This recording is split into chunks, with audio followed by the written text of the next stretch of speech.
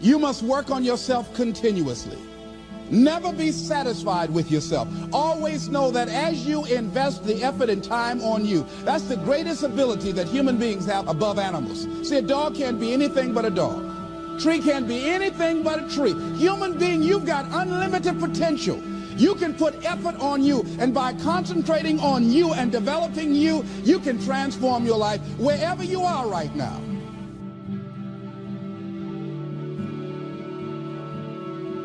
And as you continue to work on yourself, you will begin to expand your vision of yourself. You'll begin to work towards self-mastery. And you will begin to see it reflect itself in all the dimensions of your life, your mental life, your physical life, your social life, in your relationships, your monetary life. So concentrate on developing yourself. The next thing is develop a health plan. See, you can't feel well and do well if you don't have good health. You can't perform if you don't have your health. Your health is valuable. Develop a health plan, a plan that you will follow, because this is the only vehicle that you have to carry you through this experience called life. And you want to take good care of it because you love you enough. You care enough about you. And that's not easy. It is not easy having a health plan and sticking to it. You want to live life with energy and passion. You want to make a conscious effort to be lively. You want to be happy. You got a lot to be thankful for. So you've got to learn to stand up to yourself inside yourself and short circuit, override that conversation that's always going on. 85% of what that conversation will tell you is negative. It's negative. It will tell you you're tired when you really are not tired. It will tell you you can't do it. It will fill you with fear. So you've got to watch that conversation. And when you find it going on, you've got to stand up to it and say, I'm going to do this anyhow. I'm afraid, but I'm afraid not to do it. And I'm not going to let you stop me. The biggest challenge that you will have in life is you. There's an old African proverb that says, if there's no enemy within, the enemy outside can do us no harm.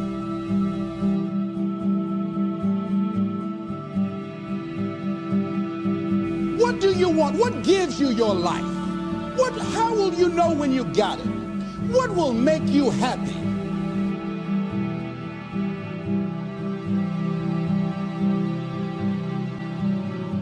You need to know. You need to start asking yourself some questions. What do I really, really, truly want? And you need to be exact about that. Don't be vague. Oh, I just want to be happy. That's too vague. What will make you happy? How will you know when you got it? In what you've done with your life thus far, is it giving you what you want? Is it giving you what you want? When you look toward the future, when you look at all that's going on out here, is there some place within yourself you say, hey, I know I need to be out there in that arena. I know I can do more than what I've been doing. I know there's some great music that I have within me that I haven't brought out here yet. Is that something that you begin to look at within yourself? So I used to do that, and I used to go to big rallies and see guys up speaking when I wasn't courageous enough to go out there and say, hey, my name is Les Brown, the motivator, Mamie Brown's boy, I want to talk. I would never do that. I'd just be back there looking at them and wanting to get their autograph and would say, can I meet you, Mr. Wakely, or can I meet Mr. Zig Ziglar? Please tell him, who are you? Oh, Les Brown. Because I felt within myself I was a nobody. So who am I to go talk to these guys and go get their autographs? I like to do what you do.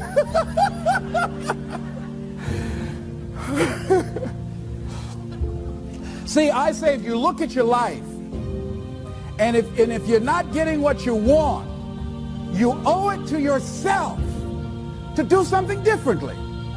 If you're on a job, 85%, they say, of Americans go to jobs that they're unhappy.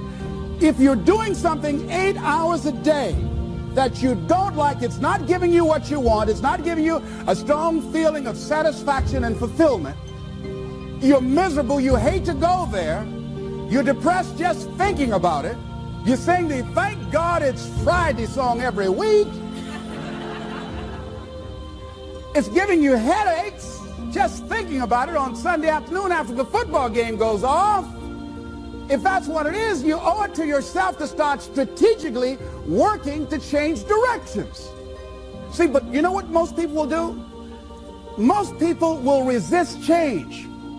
Most people will fight change as if change would be worse than what they're experiencing. See, they know this. They're familiar with this. Most people will not challenge the unknown. They won't just step out there. See, there's certain things that's got to be in place. They got to see it all together. And life isn't like that. That's not how you grow. So as you look at your life, you're saying, I'm not getting what I want. As you begin to look toward the future, begin to know that whatever it takes for you to create that, you've got that in you. You've got that. You've got genius in you. You've got goodness in you. You've got creativeness in you. If you decide to take the initiative to change the current quality of your life, I say to you that you will find that the universe is on your side, that life is on your side. Now, will it be turbulent? Yes. Will it be easy? No, no. Will you have some opposition? Yes. Will I make a lot of mistakes? Yes. Will I get hurt? Yes. Yes. See, a lot of people won't try anything different in life because they don't want to get hurt. Let me tell you something. It's too much pain to duck. Pain is everywhere. You can hide under here. It will come where you are. Really, if I go back here, pain will come. Hey, Les, come on out. It will come. It's everywhere. Viktor Frankl calls it unavoidable suffering. You can't duck it. But most people spend their life not wanting to deal with the pain of rejection, the pain of defeat, the pain of being disappointed, the pain of losing, the pain of failure, the pain of being criticized, the pain of not being liked, the pain. That's called life. Life is full of pain. It's everywhere. But guess what? There's no gain without pain. Now, if you're going to hurt anyhow, get some yardage out of it.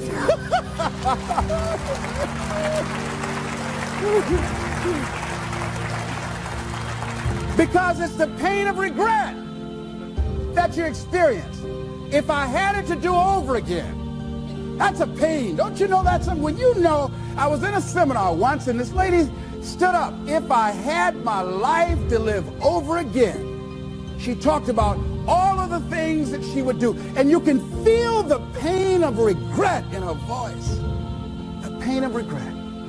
She still experienced pain. She was trying not to experience the pain of defeat, the pain of disappointment, the pain of loss, the pain of lack of support. And she still experienced pain. It was right there. We can't get around it. Most people are governed by their habits, their fears, and the opinions of others. A lot of people never try anything differently because they have been convinced by people in their lives that they value that they can't do it. They're living within the context of the opinions that other people have of them, the low expectations. Many people doubt themselves because when they thought about doing something at some critical point in their life, somebody they respected and honored, somebody they believed in, somebody that they loved, someone they trusted said, you can't do that. And they accepted that. That's why I didn't go off to college. I had an instructor that I believed who said, you're not college material, Mr. Brown. You're not as smart as your brother Wesley or your sister Margaret Ann. You're not college material. Why don't you try and get you a job at the post office? Try and do something with your hand, or go down to the Miami City Sanitation Department and see can you get a job there. Or why don't you try and go into the Army? I took that test, Mr. Tellers, already. And what happened? I failed. I told you. Anybody fail the Army test, you're really in trouble. So I went down to the sanitation department to try and get a job, because that's what I believe was possible for me. As you look at your life, ask yourself the question, what would your life be like? What would your life look like if you decided not to care what people thought of you? What would your life be like if you decided to give up some of your fears? What would your life be like if you decided to become courageous? What would your life be like? If you decided to act on your dream, if you did what you felt in your heart. You know what courageous means? Tom Rusk and Randy Reed said. They said that courage comes from a French word which means of the heart. How does it feel to you? He says it's courage, you know, it takes courage to live. Says most people go through life not allowing themselves to step out because they don't want to let go. They don't want to be blown around. They don't want to be moved. The courage to face life's whirling wind of contradictions. The courage to love yourself. The courage to love. For years, I was afraid to love. The courage to take a chance. The courage to be who you are. He says courage isn't for somebody else, for medals, applause, or moral debts. Courage is what at that moment feels most right for you. Not just situational ethics, but what feels right in your heart. The word of the heart. What feels right in your heart. One great philosopher says, cowards die many times before their deaths. The valiant never taste of death but once. What does that mean? The valiant people aren't afraid? No, no, no. It means that they experience that fear and they move forward. They move forward anyhow. Many people are dead now. Many people are allowing their dreams to die. Many people are allowing their ideas to lie dormant and collect dust.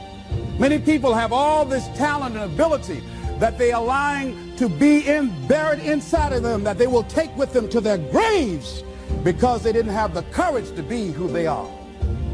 And I say, as you begin to look toward the future and manifesting your greatness, it's going to take everything in you, that your life deserves the concentrated effort to begin to look at how is it that I can express more of me. How is it that I can bring my ideas out here now? How is it? And start living with a sense of urgency, because you're here today. You're gone today. Life is unpredictable. It's uncertain. There are no guarantees. No guarantees out here at all. So holding back, what are you waiting on? Ask yourself, what's the benefit of your waiting? What's the benefit of your not living your dream? What's the benefit of not listening to yourself? Oh, please. Listen to yourself. You know the feelings. If you start listening to the feelings in your heart, and I'm doing it now more every day, I find that my feelings, I can trust them.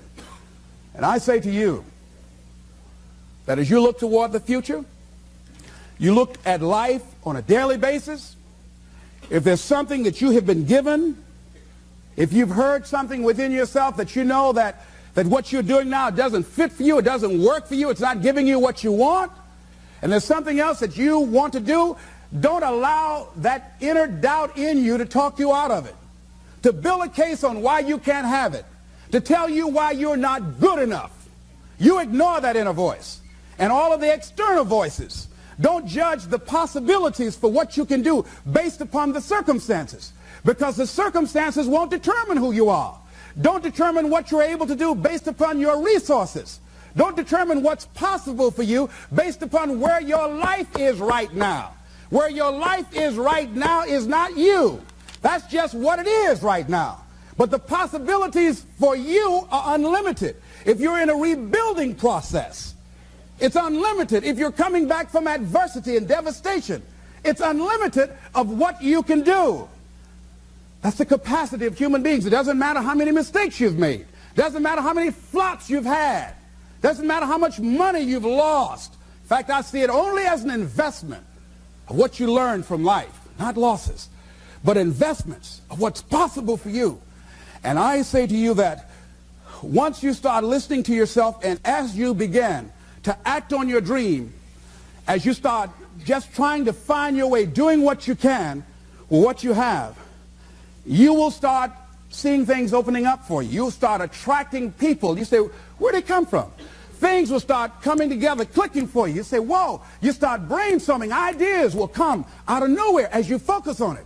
The key to it is to begin to focus on what it is you want to do. Why, Les? Why is that important? Because as you focus on that which you want to do, that which we focus on, that which we give our energy to, it will begin to multiply. It will begin to expand. It will begin to develop your consciousness. And out of that comes your greatness. Out of that comes a commitment. Out of that comes a passion for life. Out of that comes a special power that you have in you that you haven't even called on yet. See, the powers that we have will never reveal themselves if we don't challenge them, if we don't put ourselves in a position where we have to use them. So one of the most important things is reading a book that's a really interesting book called Instant Millionaire, and the guy said, put yourself in a position where you can't retreat, where it's do or die, sink or swim. Here's what you'll find out. You'll develop incredible swimming skills. Or swallow half the pool of life. You'll find yourself stroking unlike you've ever seen before. Through the inspiration of desperation, you'll become more creative than ever before. So what is it? How do we handle that whole piece? Throw your whole self into it. See, most people go at it tentatively. They don't give all their stuff. They don't concentrate. They don't put everything they've got in them. One guy wrote a book called All You Can Do Is All You Can Do. And all you can do is enough. But he said, make sure you do all you can do. And if we're honest this evening, we know that we haven't done all we can do. So as we look at the future, we can decide that from this day forward, as I look at my personal relationships, if I look at my professional relationships, if I look at my family relationships, as I look at all the dimensions of my life, looking at myself mentally, emotionally, and spiritually, I'm going to do all I can do to develop me, to bring my talent out here, to make a contribution to life.